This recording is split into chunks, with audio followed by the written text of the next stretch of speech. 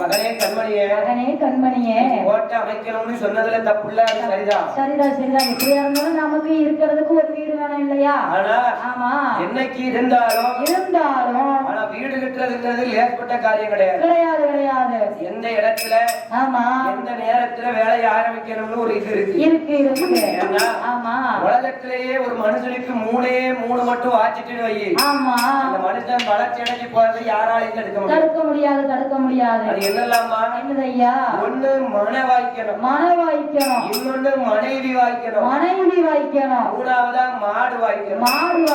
இது மூணும் அமைஞ்சிட்டு ஆமா அவங்க வளர்ச்சியை யாராலும் தடுக்க முடியாது. அதாவது என்ன மன வாய்க்கணும் அப்படின்னு சொன்னா ஆசையா கடனை வாங்கி ஆமா வீட்டை கட்டுவோம்.